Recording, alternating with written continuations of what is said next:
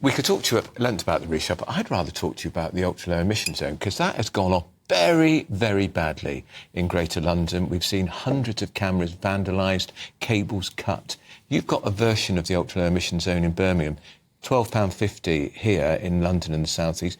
It's £8 or £9. £8 in Birmingham. And does it work? Are you a great supporter? I'm not a supporter because it was put in without the proper information being given out. Again, this sort of blackmailing figure of how many deaths there are of children was used, which I challenged, and I managed to get evidence both from the House of Commons Library and the government figures in relation to what it was. And this has just become a thought police. If somebody mentions these sort of things, you can't challenge them. And it's really something that we've got to look at seriously. And the effect it has on working people, not even poor people, working people who can't change those vehicles to do that. And millions, over £50 million in Birmingham alone at least, has been paid over. But they've had to give about appeals in terms of 80% of appeals that were made, they've had to repay as well. Why on the appeals? What a mess. On what basis? Because they didn't know they were in the ultra-low emission zone? Mostly because it depends on what year the car is. Right. But it doesn't... There could be the same engine made in a different year. So if you pass December is an arbitrary date. The cars are registered when they're made. So if it passes December, then you can still be under the same engine, so it doesn't matter. There's also been the problem with cloning of vehicles. This is why a lot have had to been paid back. I think it was since October last year, there were about 10,000 tickets issued to cars which had been cloned. So in other words, somebody had copied the reg plate and put false plates on their own car to get away with it. Yeah, it's a hugely difficult issue for people to deal with. And I don't sort of appreciate any criminal activity to do that. But there are genuine people who are struggling because this is a thought police issue. The figures are very emotional, very sentimental, but very wrong. And I challenge anybody, including Mayor Khan, to come and speak about those figures with me and see how we move forward. What do you make of the somersaults by the Labour leader, Keir Starmer? He's quite good at somersaults, or U-turns, you might say, because he was an enthusiastic cheerleader for the expansion of the ultra-low emission zone, Khalid, until it went horribly wrong in the by-election. Look, he's listened and saw the issues that people are concerned about. Didn't win the by-election. Andrew, he changed his mind. He's seen how it's affected people, and he's made a right decision to say, look, we need to review this policy, let's look at it, and let's move forward. That doesn't mean the Labour Party or Sir Keir Starmer is against any issues in the environment and climate change. He supports them, but we have to look at what's applicable or not. Sadiq Khan's not paying any attention whatsoever to the leader of the Labour Party. Well, I think Sadiq should do, and I think that will come hopefully in the next month or so. We need to have a proper discussion with Sadiq, and he has to put in line, we're all part of the Labour Party, and he should listen to that.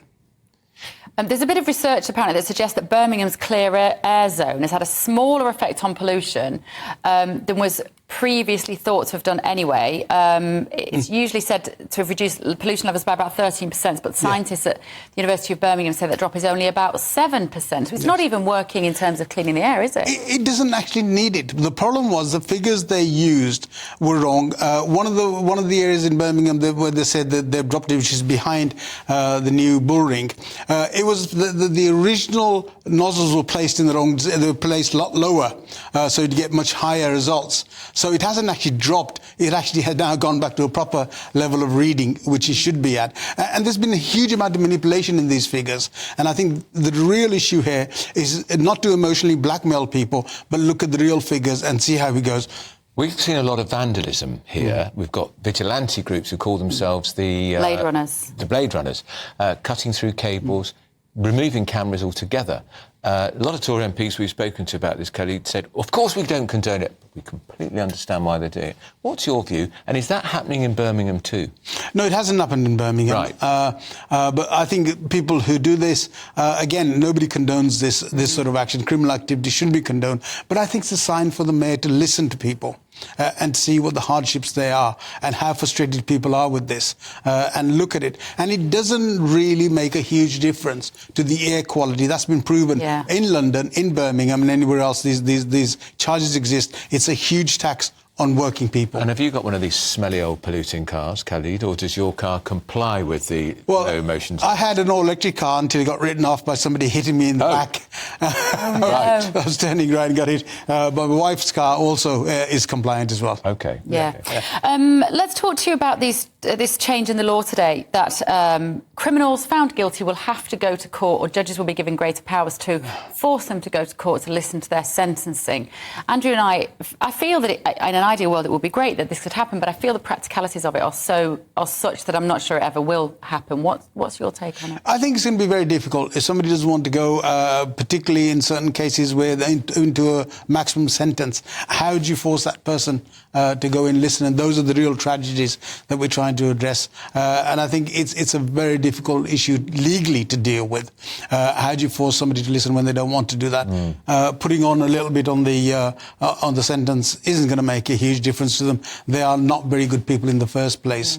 And so I don't think they'll be bothered by it. What about also, we hear now chief constables have been given the power to sack on the spot rogue police officers, of which we've heard far too much recently. Is that a good move? It's a positive move in the right direction, but what the chief constables and the police departments have got to do is invest more in their HR, have proper investigations, and then dismiss people quickly. So don't just dismiss them, because you'll end up with a huge amount of tribunal issues. Yeah. But what you've got to do is have proper investigation, proper resources put into that, and HR needs investment to deal with this quickly and effectively, and that's what they should be doing. And how is policing? What is the view of the police in Birmingham? Because the Met has had so many issues because of the killing of Sarah Everard, countless problems. Trust in policing is fallen to an all-time low, I would say, particularly among women. How is it in Birmingham and the West Midlands?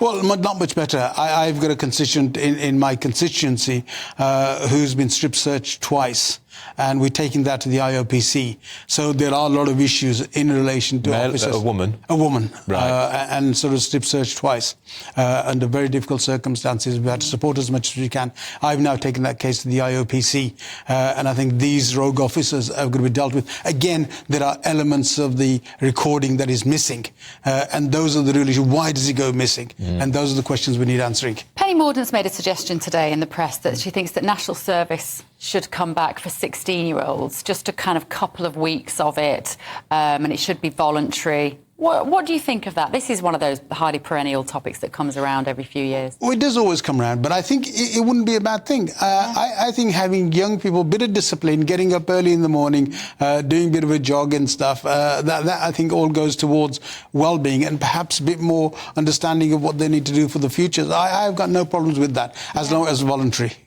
Yeah, it's interesting, isn't it? Yeah. It's one of those stories that comes around and often, and I can't believe I would have thought it was a good idea, and then I had teenagers and realised it was a really good idea.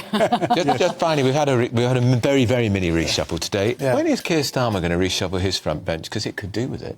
Well, no, I think he's got a good team at the moment, but I'm sure he will decide in the next member of the team. They all are. I mean, Rachel Reeves, fantastic. Pat McFadden is fantastic. You've got John Healey, the Defence Secretary, is brilliant. We're streeting at the Health Department. They're fantastic people. We've got a very good team.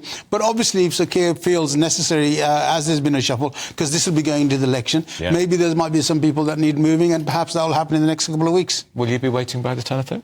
I don't think so. I'm quite happy where I am. Thank you very much. Sure? Yeah, thank you very much. Yes. That's our very nice Labour MP, Khalid Mahmood. Thanks for coming in.